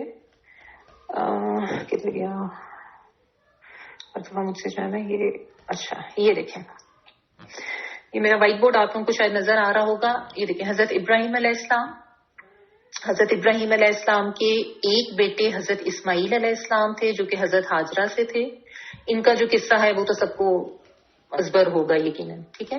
ایک ان کے بیٹے حضرت اسحاق علیہ السلام تھے جو ان کی دوسری وائف حضرت سارہ رضی اللہ تعالیٰ عنہا تھی. ان سے یہ حضرت اسحاق تھے. اور ایک اور وائف قطورہ کا بھی ذکر ملتا ہے لیکن ان سے کوئی اولاد کا آگے نہیں ذکر پتہ چلتا, انہی سے ہے. ٹھیک ہے. تو حضرت اسحاق علیہ السلام تھے حضرت ابراہیم علیہ السلام کے بیٹے, اور حضرت اسحاق کے بیٹے آگے حضرت یعقوب علیہ السلام تھے جن کا میں آپ سے پوچھ رہی ہوں. یہ بھی نبی تھے, یہ بھی نبی تھے. ٹھیک ہے. پھر حضرت یعقوب علیہ السلام کا جو لقب تھا وہ اسرائیل تھا, اور ان کے آگے سے 12 بیٹے تھے جن میں پھر آگے حضرت یوسف علیہ السلام تھے. آپ نے ان کا قصہ سنا ہوگا کہ ان کے ساتھ ان کے بھائیوں کی ایک وہ حسد تھا, اور پھر وہ ساری سٹوری آگے ہم پڑھیں گے انشاءاللہ سورہ یوسف میں. یہ بھی نبی تھے, اور پھر ان سے آگے پھر مزید یہ انبیاء کا نیچے سلسلہ چلتا گیا. تو یہ حضرت یعقوب علیہ السلام جو ہیں ان کا بیسیکلی ایک سیکنڈ, ان کا لقب تھا اسرائیل. اسرا جو ہے اس کا مطلب ہوتا ہے بندہ, اور ایل جو ہے وہ اللہ کے لیے آتا ہے. اسرا جو ہے جیسا اسیر ہوتا ہے نا, قیدی یا غلام یا بندہ, اس معنی میں ہے یہ. اور ایل جو ہے وہ اللہ کے لیے عبرانی زبان میں ہوتا تھا. جیسا ہم عبداللہ کہتے ہیں نا, اس طرح یہ اسرائیل تھا. ٹھیک ہے. یعنی اللہ کا بندہ. تو ان کی نسل کوئی بنی اسرائیل کہتے ہیں, ان کا لقب تھا. اور آپ نے یہود کے 12 قبائل بھی سنے ہوں گے نا, جن کے آگے سے 12 بیٹے تھے, انہیں سے پھر وہ 12 قبائل بنے تھے. اینی تھوڑا سا ان کا جو میں آپ کو, ویسے تو ان کی ہسٹری یہود کی کافی جو زیادہ ڈیٹیلز ہیں جہاں جہاں آئیں گی میں آپ کو زیادہ بتاؤں گی. تھوڑا سا بتا دیتی ہوں کہ ان میں مسلسل اللہ تعالیٰ نے جو ہے وہ پیغمبر بھیجے, پے در پے پیغمبر بھیجے. اچھا, جہاں پہ بھی میں نے آپ کو وہ یہ ان کا فیملی ٹری دکھایا ہے نا, اس میں رائٹ سائڈ پہ جو حضرت اسماعیل علیہ السلام ہے, ان میں آگے جا کے محمد صلی اللہ علیہ وآلہ وسلم, بیچ میں اور کوئی نبی نہیں. حضرت اسماعیل تھے اور ان کے بعد پھر محمد صلی اللہ علیہ وآلہ وسلم. باقی سارے انبیاء جو تھے نا وہ ان کی چین میں آئے تھے. ٹھیک ہے. جو بنی اسرائیل تھے نا, ان میں تقریباً کوئی کافی زیادہ ان کے درمیان نمبر ان میں آئے. اور آپ کو پتا ہے کہ حضرت یعقوب کے جو بیٹے حضرت یوسف علیہ السلام, اس میں ان کی حکومت کے ایک اعلیٰ عہدے پر وہ فائز ہوئے. پھر اپنے والد اور بھائیوں کو وہیں بلا لیا تھا. پھر کافی عرصے تک جو ہے وہ عزت شہریوں کی طرح وہاں پہ رہے. لیکن پھر جب فرعون کا دور آیا تو وہیں پہ مصر میں غلام بنا لیے گئے. پھر وہاں پہ حضرت موسیٰ علیہ السلام, ہارون علیہ السلام کو انبیاء بنا کے ان تک بھیجا گیا. پھر حضرت موسیٰ علیہ السلام کی ہی کیا امارت میں فرعون سے ان کو نجات بھی دی گئی. اور وہاں سے پھر یہ سمندر پار کر کے, وہ سارا واقعہ بھی آپ سب کو پتہ ہی ہے کس طریقے سے سمندر پٹا, اور وہاں سے پھر وہ ان کو لے نکلے. اور ان کو حکم یہی ہوا تھا کہ واپس جاؤ. اور لیکن پھر یہ وہاں پہ اللہ تعالیٰ نے ان کو ایک حکم یہ دیا کہ اس جگہ پہ بستی میں واپس جاؤ جہاں سے تم آئے تھے. لیکن وہاں پہ ایک بڑی جنگجو قوم جو ہے اس کی حکومت تھی, تو یہ اس سے ڈر گئے تھے اور انہوں نے کہا تھا کہ ہم نے نہیں جانا, اور برے طریقے سے انہوں نے انکار کیا بڑی بدتمیزی سے. اور کوئی ڈیٹیلز آپ آگے پڑھیں گے. اینی وے ہوا کہ اس کے سزا کے طور پہ پھر یہ ادھر ہی صحرا میں بھٹکتے رہے. یعنی ایک وہ جو وادی اس کو کہتے ہیں, وہاں پہ یہ بھٹکتے رہے. اور وہاں پہ ان کو بھٹکانے کا مقصد یہ تھا کہ ان کی اچھی تربیت ہو. تو غلامی میں رہی تھی نا یہ قوم, تو اتنا ان میں کوئی جوش جذبہ نہیں تھا. وہاں پہ پھر ان کی صحیح تربیت ہوئی. اس دوران حضرت موسیٰ علیہ السلام کی بھی ڈیتھ ہوگی. پھر جو ان کے شاگرد یوشع بن نون, ان کی قیادت میں پھر یہ اس بستی میں واپس گئے. وہاں پہ پھر ان کا دوبارہ سے جو ہے انہیں وہ جو قوم جو وہاں پہ تھی, قوم عمالقہ اس کا نام تھا, جس سے یہ انہوں نے پہلے دن انکار کر لیا تھا. بہرحال وہ یوشع بن نون جو تھے, ان کی قیادت میں انہوں نے پھر مکہ سے جنگ کر کے پھر یہ دوبارہ سے فلسطین جو ہے اس میں داخل ہوئے. پھر ان کا سنہری دور ہوا, پھر مزید پر آئے ان میں, اور پھر انہیں کافی غلبہ بھی ملا, بادشاہت بھی ملی, نبوت بھی ساتھ ساتھ تھی, شہرت بھی ملی, عزت بھی ملی. تو یہ سلسلہ پھر ان میں نبوت چلتا گیا. ٹھیک ہے. کافی پھر ان کا تقریباً 100 سالہ کامیابی کا دور ہے. لیکن پھر یہی ہوا کہ شیر پڑ گئے, تفرقہ بازی میں پڑ گئے, اپنے دین سے دور ہوتے گئے, تو پھر زوال کا شکار ہوتے گئے. پھر دوسری قومیں پہ مسلط ہوگی, غلام بھی بنائے گئے. وہ بخت نصر اور ٹائٹس کے جو حملے ہوئے، شاید ہسٹری آپ کو پتا ہو. بخت نصر وہ جو نیبوکڈنیزر جو تھا، جو عراقی بادشاہ تھا، پھر ٹائٹس رومی جو تھا بادشاہ، انہوں نے حملے کیے، غلام بھی بنایا گیا ان کو، بہت ساروں کو مارا بھی. اس طریقے کی ان کی یہود کی ہسٹری رہی ہے. اچھا، لیکن کیونکہ یہ جو تھے یہود، ان کا یہ تھا معاملہ کہ ظاہر انبیاء کا سلسلہ تھا بنی اسرائیل میں، کتاب ان کے پاس تھی، ان کو بہت سی چیزوں کی نو ہاؤ تھی ایز کمپیئر ٹو جو پیگن، جو مشرکین تھے کہ ان میں تو کوئی انبیاء وغیرہ آئے نہیں تھے. حضرت ابراہیم سے وہ اپنی نسبت جوڑتے تو تھے، لیکن ان میں تو اتنے عرصے سے کوئی انبیاء نہیں آئے ہوئے تھے. تو عرب کے جو لوگ ہیں نا، ان کے اوپر یہ جو یہود کے علماء تھے نا، ان کی بہت دھاک تھی. یعنی ان کو بہت زیادہ ظاہر عالم یہ سمجھتے تھے، تو دینی لحاظ سے کوئی بھی ان کو ہوتا تھا تو انہی کی طرف دیکھتے تھے، انہی سے جا کے مشورہ کرتے تھے. یہود کے عالم جو ہیں تو ان کی طرف یہ آتے تھے. بلکہ یہاں تک تھا کہ بعض لوگوں نے تو شرط لگا رکھی تھی کہ یہ عالم جو ہیں اگر یہ بتا دیں گے کہ یہ نبی محمد صلی اللہ علیہ وسلم ٹھیک ہے اور یہ دین ٹھیک ہے، یہ کتاب ٹھیک ہے، تو ہم ایمان لے آئیں. یعنی ان کی، میں آپ کو بتانا یہ چاہ رہی ہوں کہ اس وقت ان کی جو ایک وہ دینی، ان کا جو امپریشن یا دینی قیادت تھی نا، وہ بہت اسٹرانگ تھی ان کی. لیکن ایکچولی ان کے اپنے علماء میں بھی اتنی خرابیاں آ چکی تھی. انہوں نے آپ کو پتا اپنی کتابوں میں بھی تحریف کر دی ہوئی تھی، اور یہ بھی بالکل دنیا دار بن گئے ہوئے تھے. تو ایکچوئل دین پہ تو یہ کوئی نہیں تھے. ٹھیک ہے، لیکن لوگ ان کو بہت عالم، بہت برحق سمجھتے تھے. تو یہ جو آیات اب اللہ تعالیٰ نے بھیجی ہیں، ان کے پیچھے جو بیک گراؤنڈ ہے وہ میں آپ کو سمجھانا چاہ رہی ہوں کہ لوگوں کو سمجھ آئے، تاکہ جو اتنا مذہبی اثر و رسوخ ہے وہ بھی تھوڑا سا کم ہو، لوگوں کو ایکچوئل جو ہے وہ پتا چلے کہ یہ کیا ان کی یعنی ان کی حالت کیا ہے. تو یعنی ان کے پیچھے اتنا جانے کی ضرورت نہیں ہے کہ جو یہ کہیں گے وہی سچ ہوگا. اور ساتھ ان کو بھی سمجھانا مقصود ہے کہ تمہارے تو پوری پچھلی نسل میں اتنے انبیاء آئے ہیں، کتابیں آئی ہیں، تمہیں تو اس چیز کی آلریڈی اویئرنیس ہے. اور یہ قرآن کریم بھی وہی پیغام دے رہا ہے جو تمہارے انبیاء نے، تمہارے پاس جو بھی کتابیں بھیجی گئی انبیاء کے پاس، ان میں وہ جو باتیں لکھی ہوئی ہیں قرآن پاک اسی کی ایک طرح کی ایکسٹینشن ہے. یعنی تمہیں تو زیادہ سینس ہونی چاہیے، زیادہ آگے بڑھ کے تمہیں اس چیز کو قبول کرنا چاہیے تھا، لیکن تم ہی اس چیز کے مخالفت کر رہے ہو. پھر اللہ تعالیٰ ان کو اپنی نعمتوں کی بھی یاد دہانی کرا رہے ہیں، اور اللہ تعالیٰ نے ان کو جو فضیلت دی ہے وہ بھی یاد کرائیں گے، اور ان کو بتائیں گے کہ تم نے کیا کرنا چاہیے تھا، لیکن تم کس طریقے سے غلط روش اختیار کر کے اپنے دین سے ہٹ گئے ہو. اچھا،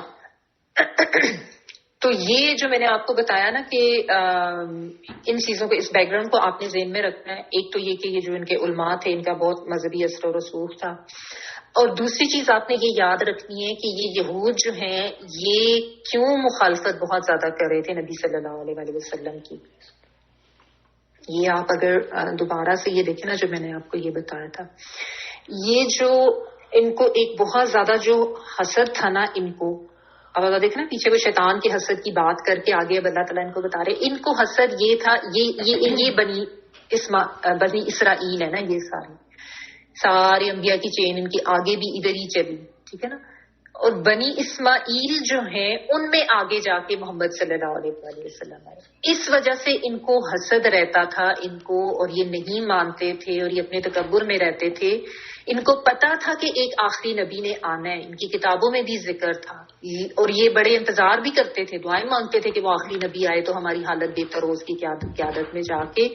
لیکن وہ آخری نبی اللہ تعالیٰ نے ان کی چین سے ہٹا کے اس چین میں بنی اسماعیل میں بھیج دیا جو کہ عرب کے لوگ تھے. اور مسئلہ یہ تھا کہ چونکہ یہ لوگ جو تھے یہ سارے اب یہاں پہ تو انبیاء کے نام لکھے ہوئے، میں آپ کو صرف چین کا ڈفرنس بتا رہی ہوں کہ ان کو اعتراض کس چیز پہ ہوا تھا. آگے جو یہود تھے وہ کہتے تھے کہ یہ جو نبی ہے یہ بنی اسماعیل میں سے کیسے آ گیا.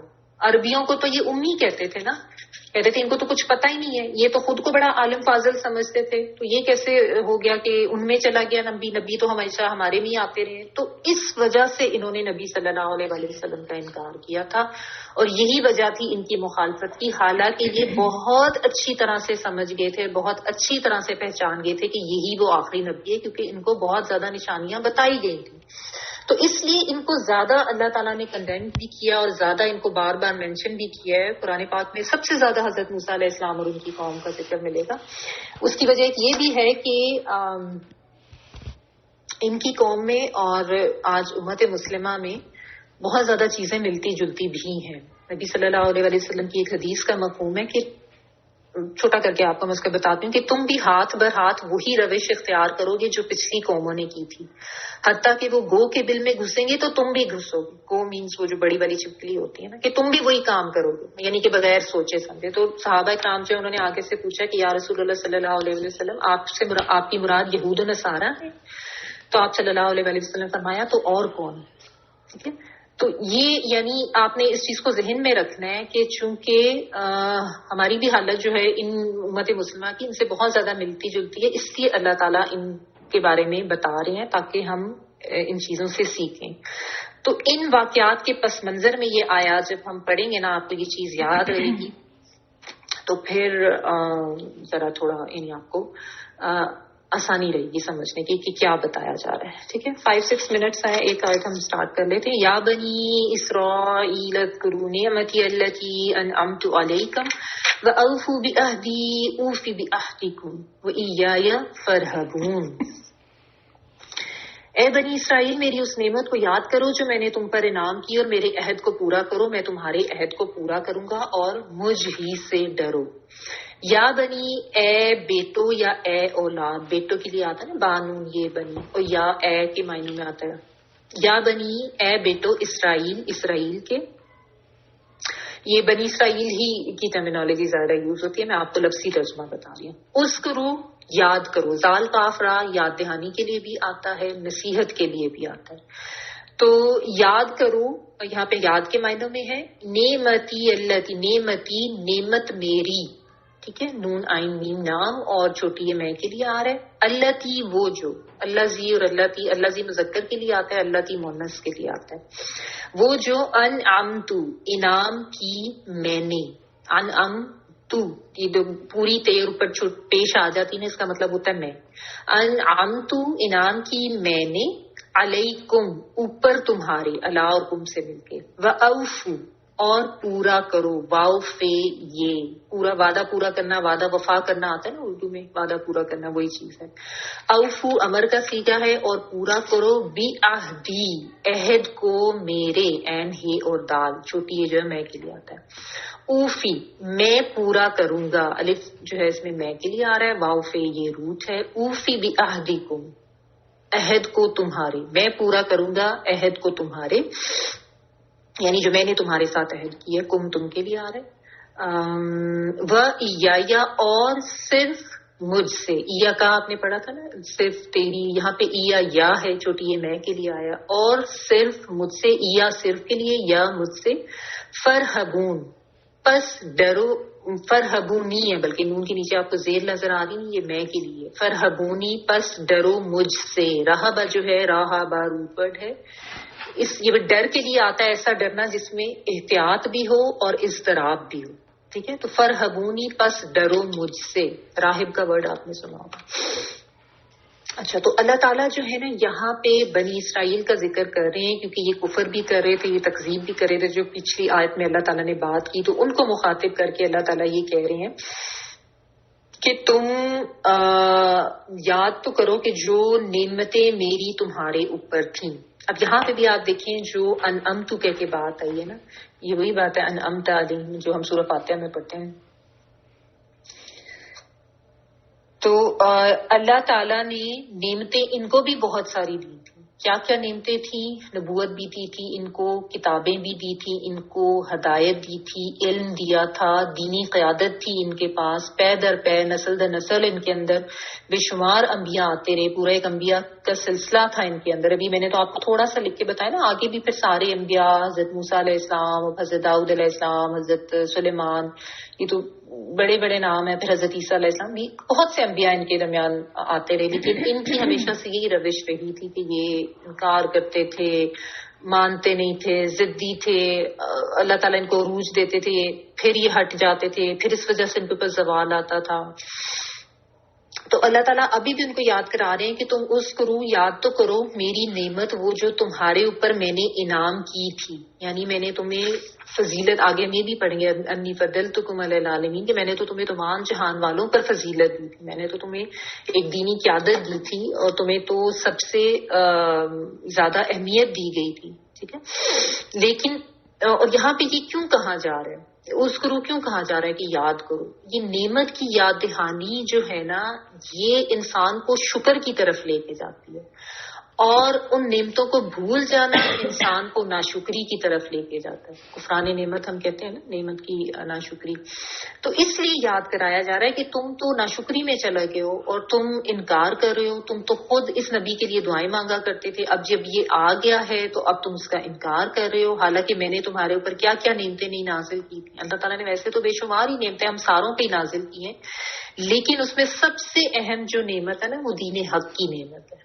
جو اللہ تعالیٰ نے اگر ہدایت دے دی ہے، حق بات، حق دین حق کی، تو یہ بہت بڑی، اللہ کی سب سے بڑی نعمت ہے کہ انسان کو حق بات اور حق دین کا پتہ چل جائے. ٹھیک ہے، تو اور امت مسلمہ سے پہلے اللہ تعالیٰ نے ان کو جو ہے، یعنی جو بنی اسرائیل جو ہیں، ان میں مسلسل یہ نعمت اللہ تعالیٰ نے رکھی، لیکن جو ہے انہوں نے شکر گزاری کا رویہ اختیار نہیں کیا. کیونکہ ایک جو خالص مومن ہے، اس کا رویہ یہ ہونا چاہیے کہ اس کے دل بھی شکر الہی سے بھرا ہوا ہو، اور اس کی زبان بھی ذکر الہی سے مزین ہو. یہ اس کا رویہ ہونا چاہیے، اب اس کے عمل سے بھی ظاہر ہونا چاہیے، اس کے زبان سے بھی. ٹھیک ہے، تو اپنی نعمتوں پر نظر رکھنا ہے، یہ ضروری ہے.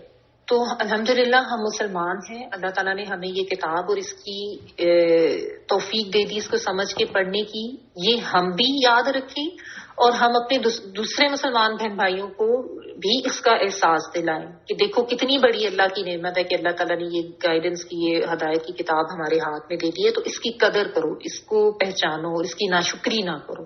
ٹھیک ہے، اب ہم اپنا کمپیریزن بھی ساتھ ساتھ کریں گے. ٹھیک ہے، تو اللہ تعالیٰ ان کو کہہ رہے ہیں، ساتھ اللہ تعالیٰ نے ایک تو نعمت کی یاد دہانی کرائی کہ جو میں نے تمہارے اوپر انعام کی تھی، اور ساتھ اللہ تعالیٰ یہ کہہ رہے ہیں کہ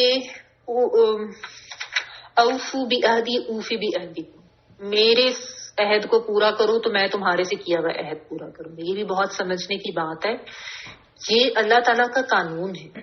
جو ایک شرط لگا کے بات ہے نا کہ تم میری بات مانو، میں تمہاری بات مانوں گا، تمہارے سے کیا ہوا، تمہاری بات نہیں مانوں گا.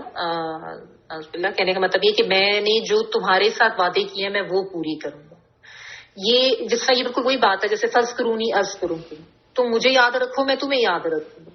والذین جاہدوا فینا لنہدینہم سبلنا، جنہوں نے ہماری راہ میں جہاد کیا ہم ضرور انہیں سیدھے راستے کی ہدایت دیں گے. ٹھیک ہے، حل جزاء الاحسان الا الاحسان، احسان کا بدلہ احسان کے علاوہ اور کچھ ہے؟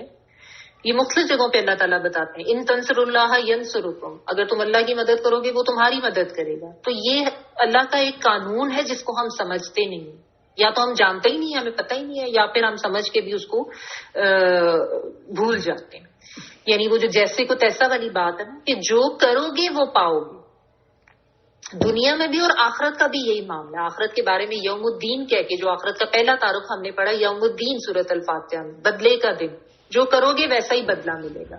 ٹھیک ہے نا، تو اللہ تعالیٰ ان کو یہ کہہ رہے ہیں، اصل میں کون سے عہد کی بات ہو رہی ہے؟ بنی اسرائیل سے جو ہے نا یہ عہد لیا گیا تھا کہ تم بعد میں آنے والے تمام رسولوں کی پیروی کرو گے، اور ظاہر تورات کی جو باتیں تھیں اور ہدایات تھی ان پر عمل پیرا ہونے کا بھی ان کو سے عہد کیا گیا تھا، اور آخری نبی محمد صلی اللہ علیہ وسلم کی پیروی کا بھی ان کی کتابوں میں باقاعدہ ذکر بھی تھا، ان سے عہد بھی لیا گیا تھا. ان کی کتابوں میں بہت مطلب یعنی تفصیل سے نشانیاں بھی بتائی ہوئی تھی نبی صلی اللہ علیہ وسلم کی، اور یہ بہت اچھی طرح سے پہچان گئے تھے کہ ہیں تو یہی ہے آخری نبی، لیکن اس حسب میں کہ یہ بنی اسماعیل میں دوسری چین میں کیسے چلے گی یہ مانتے نہیں تھے، یہ انکار کرتے تھے. اللہ تعالیٰ ان کے بارے میں آگے آپ پڑھیں گے کہیں گے کہ یعرفونہ کما یعرفون ابناءہم، یہ ان کو اس طرح پہچانتے ہیں کہ جس طرح اپنے بیٹوں کو پہچانتے ہیں، یعنی ان کو کوئی شک نہیں ہے ان کے آخری نبی ہونے میں، بہت اچھی طرح سے پہچانتے ہیں. تو اللہ تعالیٰ ان کو کہہ رہے ہیں جو تم سے یہ عہد لیا گیا تھا نا کہ تم نبی کی آخری آنے والے نبی کی پیروی کرو گے، بلکہ تمام انبیاء کی پیروی کبھی، یہ آپ سورۃ المائدہ آیت نمبر 12 میں بھی یہ بات آتی ہے، سورۃ الاعراف 157 میں بھی اس عہد کا ذکر آتا ہے. تو اللہ تعالیٰ کہہ رہے ہیں کہ اب تم نے وہ عہد پورا نہیں کیا، تم اپنے روش سے بھی ہٹ کے، تم نے تو تورات کو بھی چھوڑ دیا، اور انہوں نے تو حضرت عیسیٰ علیہ السلام کا بھی انکار کیا تھا، تم تو سب کے انکار پہ چلے گئے. تو تم اپنے عہد کو پورا کرو. تو میں نے جو تم سے وعدے کیے تھے، اللہ تعالیٰ نے ان سے کیا وعدے کیے تھے کہ تمہارے اگر تم انبیاء کی پیروی کرو گے، نماز پڑھو گے، زکوٰۃ ادا کرو گے، تو میں ان کو بھی نماز زکوٰۃ کا حکم تھا، تو میں تمہارے گناہ بھی بخش دوں گا، اور میں تمہیں آخرت کی کامیابی بھی دوں گا، یہ بھی ان کے ساتھ وعدہ کیا گیا تھا. اور یہ کہ تمہیں جو ہے دنیا میں بھی عروج ملے گا، کامیابی ملے گی، ٹھیک ہے، لیکن یعنی میں تمہارا ساتھ دوں گا. تو یہ چونکہ اس سے ہٹ گئے، تو اس چیز کو اللہ تعالیٰ کہہ رہے ہیں کہ تم میرے عہد کو پورا کرو، تو جو عہد میں نے تمہارے سے کیا تھا میں تمہیں پورا کروں گا.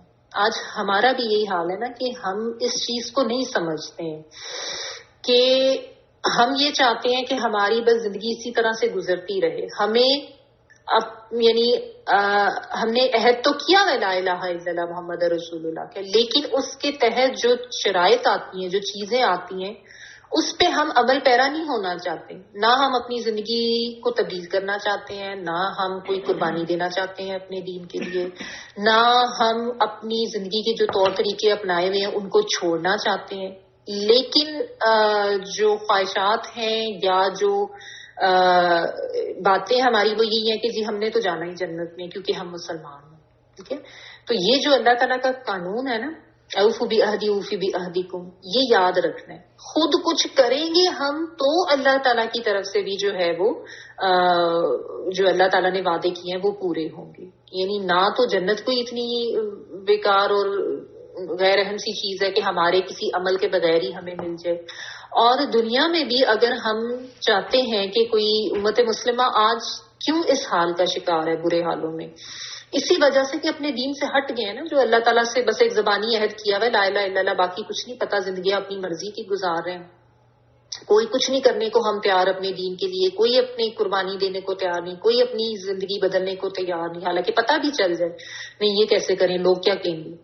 لوگوں کا ڈر ہمارے دلوں میں اتنے زیادہ ہیں، یا یہ کہ اچھا اس میں تو ہمارا نقصان ہو جائے گا دنیا کا. تو پھر ایسا تو نہیں ہے. یہ چیز بہت اہم ہے جس کو ہم آج مسلمان بھی بھولیں گے. اور یہ بھی یاد رکھیں کہ ان آیات کو پڑھتے ہوئے ہم نے صرف یہ نہیں کہنا اور یہ تو بنی اسرائیل کا ذکر ہو رہا ہے نا، اور یہ تو کافروں کا ذکر ہو رہا ہے. ایسے نہیں سیکشنز میں نہیں بانٹ دینا قرآن کو. اللہ تعالیٰ نے یہ کیوں آیات رکھی ہیں، آج کیوں ہمیں پڑھایا جا رہا ہے ان لوگوں کے بارے میں، کیونکہ آج ہمارا بھی یہی حال ہے. مجھے نبی صلی اللہ علیہ وسلم کی حدیث میں نے آپ کو بتائی نا، اس کو ذہن میں رکھیں کہ واقعی جو کچھ یہ کرتے تھے وہی کام آج ہم بھی کریں، اسی لیے ہمارا بھی حال برا ہوا ہے.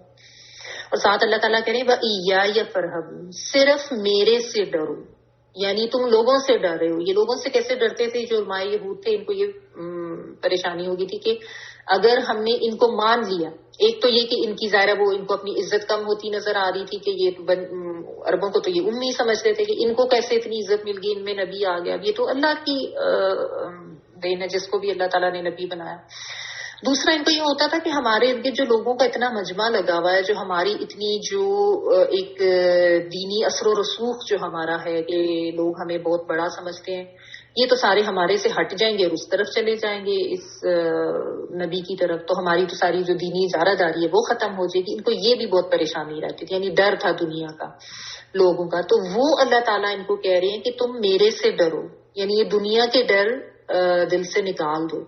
کسی بھی طرح کا دنیا کا ڈر رکھ کے حق سے پیچھے نہیں رہنا، ٹھیک ہے. یعنی یہ نہیں کہ انسان حق کا انکار صرف اس وجہ سے کر دے دنیا کے ڈر کے پیچھے.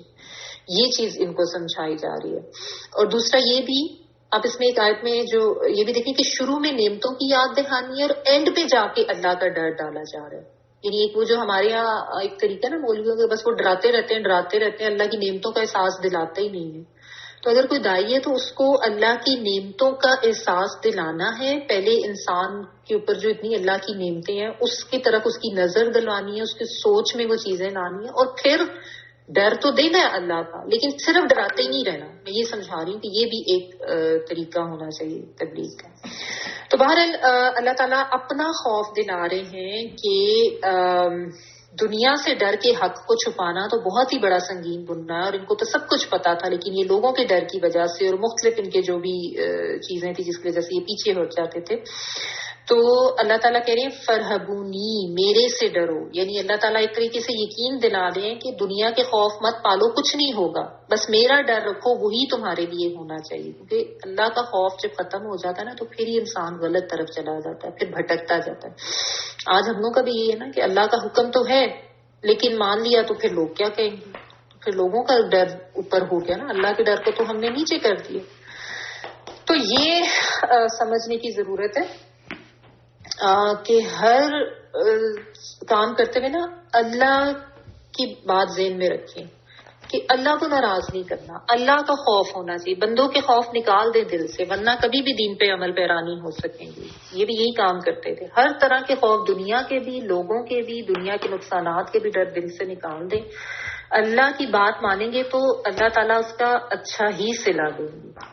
سب ڈروں سے اوپر جو ہے اللہ کا ڈر رکھیں، سب محبتوں سے اوپر اللہ کی محبت رکھیں، سب محبتوں کو اللہ کی محبت کے تابع رکھیں. سب سے زیادہ اللہ کا خوف دل میں رکھ کے چلیں گے تو انشاءاللہ تعالیٰ اللہ تعالیٰ کامیابی بھی دیں گے.